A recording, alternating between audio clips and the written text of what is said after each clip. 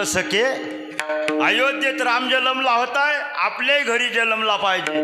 पंचकर्म इंद्रिय, पंच ज्ञान इंद्रिय, 10 इंद्रिय म्हणजे दशरथ, हृदय म्हणजे कौशल्य, शरीर म्हणजे अयोध्या, आत्मा म्हणजे राम. तैसा हृदयामध्ये मी रामू, असता सर्व सुखाचा आरामू, परिभ्रांतीशिया कामो विषयावरी. ज्ञानोबराच्या 2 ओव्या झाल्या, 3 ओव्या झाल्याशिवाय कीर्तन सोडत नाही. साधू संतांची कृपा झाल्याशिवाय परमार्थ महाधन सापडत.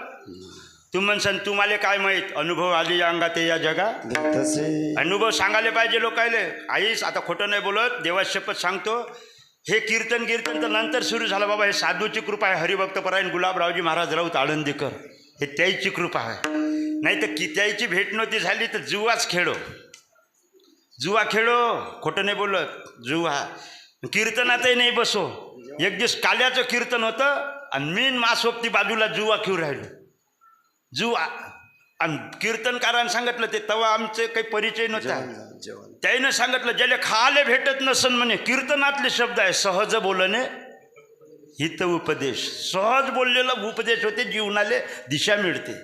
कीर्तनात सांगितलं होतं, ज्याला खाले भेटत नसन त्यानं सप्त्यात यावं म्हणे. ज्याला गावात कुत्रे विचारत नाही त्यानं सासरवाडीला जावं म्हणे. त्याचं चांगलं झाल्याशिवाय. साधूचे शब्द आहे, खोटं कसं होईल. नाही, मी सप्त्यात आलो, मी आलो सप्त्यात. भाकर बांधायला फडकं नाही भेटे लोकांच्या अवताला जाऊन. नागराले भाकर बांधायला फडकं नाही भेटे. आता 2-4 पोते तर शेले आहे घरी भरून. शेले शिवण सुतईनं टच भरून आहे शेले. दिवसभर घरची बाई यातले काढते त्याच्यात घालते, त्यातले काढते याच्यात. कोण का म्हणलं, एखादा शला देणं का फुकट आहे का बाई, मानवऱ्याला रक्त वाका लागते. नागरं वडते का इकडं. देवानं दिलेली श्रीमंती आहे, वाटून खात जा. इरीतलं पाणी उपसलं तर नवं येत असते, साचून ठेवलं तर शेवाई चढते. विनोदाचा भाग सोडून देत जाय. देवानं दिलेली श्रीमंती आहे, धर्मकार्यात गोरगरिबाला मदत करून खात जा. इरीतलं पाणी उपसलं तर नवं येते, जर तसंच ठेवलं तर शेवाय चढल्याशिवाय. पण मी इकडे आलो, साधूच ऐकलं. अहो माई टंचाई तर दूर झाली ना. सॉरी, काय वातावरण झालं बाबा मावर कृपासाठी. आणि मायाजी मित्र होता, त्याचं झालं होतं लग्न. त्याला गावात कुत्रं विचारे नाही, ते गेला सासरवाडीले. साधून सांगितलं ना कीर्तना, ज्याला गावात कुत्रं विचारत नाही त्यानं सासरवाडीले. त्याला एकच ड्रेस होता, ते जन्मदलिंद्रिया महासारखाच पोत्यावर जन्मलेला. ते सासरवाडीला गेला आणि त्याला होता एकच ड्रेस. आता हे बाय असं पाऊस राहत नाही का, 4 दिवसाची झड होती. दिवसभर पाऊस चालू असला तर काय म्हणते ते इकडे, आमच्या इकडे झडी म्हणते, इकडे झडीच म्हणते का. 4 दिवसाची झड होती. माया मित्राले कपडे नव्हते दुसरे घालाले. ते म्हशीच्या कोट्यात गेला आणि कपडे सबन काढले अंगावरले आणि मळक्यात भरले. मळकं मारलं उलट डोक्यावर आणि सासरवाडीले. एकही कपडा नाही अंगावर, कारण दरवाजे सर्वांचे बंदच होते ना, झड होती तर. 2-4 किलोमीटर सासरवाडी, तिथचेही बंद इथचेही बंद. कोण पाहणार आहे दिगंबरा. तिथं गेल्यावर सासऱ्याच्या कोट्यात गेल्यावर बैलाच्या तिथं जाऊन कपडे बदलवले बाबा. साधूच ऐकलं की कसा फायदा होते याच्यासाठी सांगतो. कीर्तन ऐकलं की कसा फायदा होते. तिथं जाऊन सासऱ्याच्या कोट्यात जाऊन कपडे बदलवले आणि घरात दसला. सासऱ्याला दिसला. सासऱ्याने पोराला सांगितलं, बाबू जवळ आला म्हणे, कपडे दे म्हणे बदलवले, ओला झाला असं. मामाजी मी ओला नाही झालो. सासूले पुयकाच आला, माय मान जवळ झडीत आला पण ओला नाही. झडीत आला पण बाया सोय मग ते माय एवढ्या झडीत आला पण. सऱ्या यटायात गावात फुलफुल झाली. माय शांताबाईच्या जवळ झडीत आला पण ते बायाच होय. मग काहीतरी आहे बाई याच्याजवळ. एक त्याच गावातल्या एका आमच्याच गावातल्या एका बुडीचे हरपले होते गदे कुंभारींचे. त्या मित्राच्या सासरे माय शांताबाईच्या जवळ झडीत आला पण काहीतरी समजते बाई. येईल कुंभारी नाली विचारायले, जवळ बापू 2 दिवसापासून कधी हरपले, सापडून नाही राहिले आणि तुम्हाला काहीतरी समजते, सांगा ना कुठं सापडलं, कारण तुम्ही झडीत आले पण.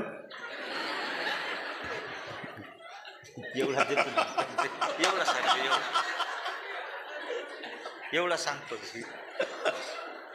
एवढा सांग पुराच करतो आता हे दृष्ट. बरं येले काहीच समजत नाही बाजी. शांताबाईच्या जवळ काही अक्कल नाही, पण साधूचं ऐकलं ना. साधूचं ऐकलं की कशी जीवनाची दलिंद्री दूर होती, कशी दिशा भेटली, जीवनाचं सोनच झालं त्याच्या. काहीच माहीत नाही येले. पण याले जसं म्हणलं की तुम्हाला काहीतरी समजते, कारण तुम्ही झडीत आले.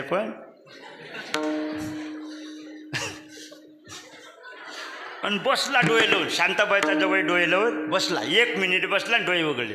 कुंभारीन बाई, संध्याकाळी लोक तुमचे गदे येऊन जाईल घरी. एका शेतकऱ्यानं संध्याकाळी गदे आणले हाणत. योग बलवान तर गदा पैलवान. काहीच माती समजत नाही याले, पण गदे आले ना घरी. त्या बुढीनं कुंभारीनबाईनं दुसऱ्या दिवशी मळके गद्यावर टाकले आणि पोते घेऊन गाव इकायला गेली. तिथं तिनं धेंडोऱ्या पेटवला. आमच्या गावातला शांताबाईचा जवळ 2 दिवसापासून हरपलेले गदे सापडून दिले आणि झडीत आला, पण ओला नाही झाला. पत्रकारापर्यंत बातमी गेली. पत्रकारानं पेपरबाजी केली, पेपरातच दिलं. शांताबाईचा जवळ हरपलेले गदे सापडून दिले आणि झडीत आला, पण मोठं हेडिंग लिहिलं. हे वाचलं पेपर राजानं एक दिवस. राजाच्या हाती गेलं. त्याला एक वेगळंच वाटतं बाबाजी, हे वेगळं नाही का? गदे सापडून दिले आणि झडीत आला, पण त्याला एक वेगळंच वाटलं. त्यानं ते पेपर कात्रण काढली पेपरची तेवढीच आणि दिवाण खाली ठेवली, गादी खाली. एक दिवस राजाच्या घरी झाली चोरी. राजाच्या राणीचा हार गेला चोरी, नवरत्नाचा.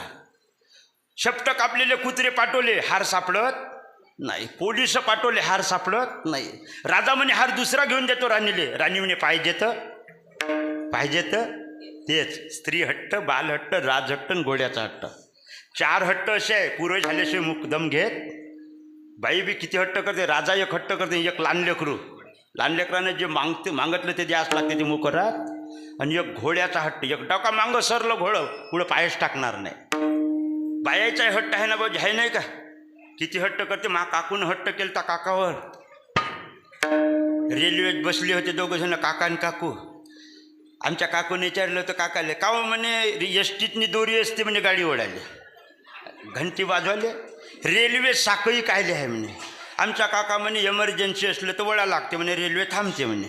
जंगलातही थांबते का म्हणे? हो, पण एमर्जन्सी पाहिजे. नाही तर विनाकारण ओढली तर 6 महिने सजा भोगा लागते, नाही तर 2000 रुपये दंड भर. काकू म्हणे 2000 भरा, पण साखळी काही गरज आहे का? 2000 भरा. पण अहो माझ्याजवळ 1000च रुपये आहे. बायको म्हणे, काकू म्हणे आमची मायाजवळचे 1000 देतो, तुमचे 1000 आणि माय 1000, 2000 भरा, पण साखळी. हट्ट होय काय? असा हट्ट करत असते का? पण माणूस कोणाचंच नाही ऐकत, पण बायकोचं ऐकते का नाही? माणसाला विचारतो, माणसं कोणाचंच ऐकत नाही, पण बायकोचं हो म्हणत जा. पण आमचा काका जरासा हुशार होतो. वडतो म्हणे साखळी, पण बोलू नको म्हणे, मुकी राहायचो म्हणे.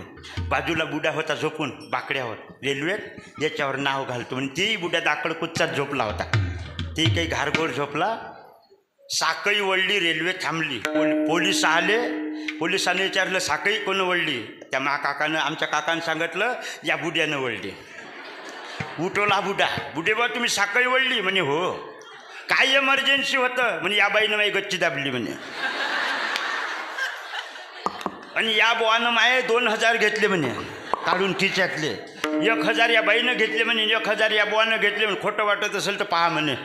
आणि खरंच बाईजवळ होते 1000 आणि याच्याजवळ 2000 बुड्यानं घेतले. 6 महिन्यासाठी दोघंही जेलात गेले, अजून नाही आले. असा हट्ट करावं का? राणी म्हणे पाहिजे तर हार तेच पाहिजे, दुसरा जंबत.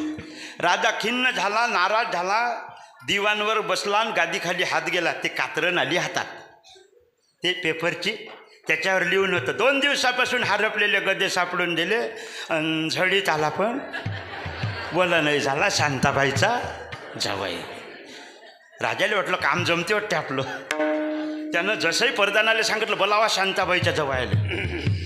गदे सापडून दिले, हार सापडून दिल्याशिवाय आलं बोलावणं शांताबाईच्या जवळ. मग वाढला याचा बीपी. गदे नाही सापडले तर काही घोर नाही, पण राजाचा जर हार नाही सापडला तर फाशी दिल्याशिवाय. कारण बेबुद्ध राजा, टक्काशेर भाज्या टक्काशेर राजा आहे. ते राजा बोले ते राजा होय. मग याचा बीपी वाढला, येले घामही सुटला. मग याचा बीपी वाढला. मग गुल्ल्या टाकू का झाबू टाकू, एक्का टाकू का बादशा टाकू, जीव घायभरला ना. फाशी दिल्याशिवाय सोडत नाही. आणि हार चोरला होता घरकाम करणाऱ्या दासीनं, तिचं नाव होतं जिबली. आणि तिले माहीत आहे जवळ सांगितल्याशिवाय आपलं नाव राहत नाही, कारण जवळ हुशार आहे. जवळ कारण झडीत आला पण गदे सापडून दिले, हारे सापडून देते. ते घरकाम करणारी बाई दाशी जिन हार चोरला ते हे जवळ ज्या दिवाणवर बसला त्याच्या भवतालच काम कर. तिला माहीत आहे मानाव सांगितल्याशिवाय, याला काहीच माहीत नाही. हे स्वतःच्या जिपीले शिवा दे. जिपले काही गरज होती का व गदे सापडन म्हणाची? स्वतःच्या जिपीले, या जिपीनं म्हणलं होतं ना गदे सापडन, तिचं नाव जिबली नाही, स्वतःच्या जिपीले शिवा दे. घेणं जिबले, कोणाला शिवा दे? स्वतःच्या जिबीले. आणि तिले वाटे मलेच म्हणते, तिचं नाव होतं जिबले. घेणं जिबले, करणं गौपणा, जाणं आता फाशीवर. तिले वाटलं मलेच म्हणलं, तिनं पायात धरले जवळ येते. तुम्हाला कसं माहीत मी चोरला म्हणून? योग बलवान तर गदा पैलवान.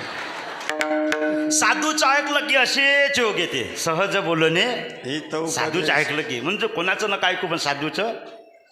हार सापडल्यावर जवळही खुश झाला ना. जसा हार घेतला राजाजवळ दिला. राजाने सांगितलं परदानाले राजकारभार सांभाळाले माणूस ठेवा. परदानाने सांगितलं तसा रात नाही, येले गुंतून देऊ आपण. तुमची लाईनी पोरगी लग्नाला देऊन टाका येईल. राजाची पोरगी दिली. पहिले 2-2 बायका. खरे का नाही? खरे नाही का? 2-2 बायका. पहिले 2-2 बायका. आमच्या आबाजीले 2 बायका होत्या. खोटं नाही बोल. पहिले आजीला लेकरू नाही होय म्हणून दुसरी केली, ते मग आमचे बाबा झाले म्हणून मी कीर्तनाला आलो.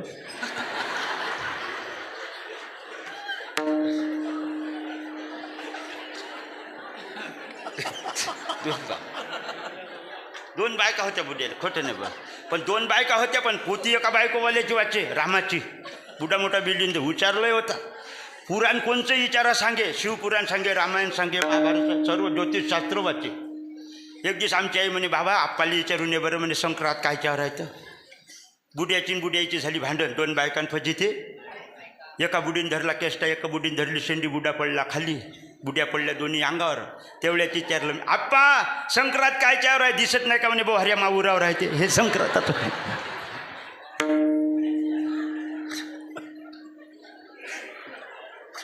दुसरी पोरगी दिली आणि राजाची पोरगी डमणीत घेऊन चालला. कोण? शांताबाईचा जवळ. कोणाचा जवळ होता? शांताबाईचा. आता कोणाच झाला? साधूच ऐकलं की असे योग येते. पण डमणीत बसून पूर्वीच्या नवरीनं डमणीत जाय का नाही? डमणीत जाय पूर्वीच्या नवरीनं. नवरीन माहेरी चालली का सासर चालली? गाडीत डमणीत बसल्यावरच समजे. मागं तोंड असलं तर सासरी चालली असा तिचा अंदाज होता. बैलाकडे तोंड असलं तर माहेरी चालली असा त्याचा अंदाज होता. बैलाकडे तोंड असलं तर माहेरी चालली आणि मागं तोंड असलं की सासरी चालली असा त्याचा अंदाज होता. आता डमण्या गेल्या मोटरसायकलवरच नवरीना चालल्या. मागंही तोंड नाही, पुढेही नाही, आडवट तोंड आहे. कुकडे चालल्या, पताच नाही, हिशोबच नाही लागू राहिला.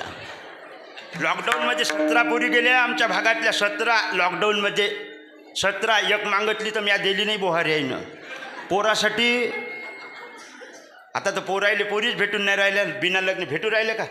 आमच्या स्वतःच्या गावात 4 ट्रॅक्टर पोरं आहे बिना लग्नाचे. 2 ट्रॅक्टर मारुतीले सोडले यंदा. 2 ट्रॅक्टर लागले तर तुम्ही घेऊन या. पोऱ्यात देऊन नाही राहिले. पोरगी दिली, डमणीत चालली. डमणीत नवरीन चालली. वावरात बैल चारणारे पोरं होते काही, त्याईनं अडवली डमणी. धरल्या यशना बैलाच्या. शांताबाईच्या जवळ अक्कल नाही, यायले माहीत आहे. एवढी सुंदर पोरगी घेऊन चालला. आमच्या प्रश्नाचं उत्तर दिलं तर नेऊ देतो, नाही तर नेऊ देत.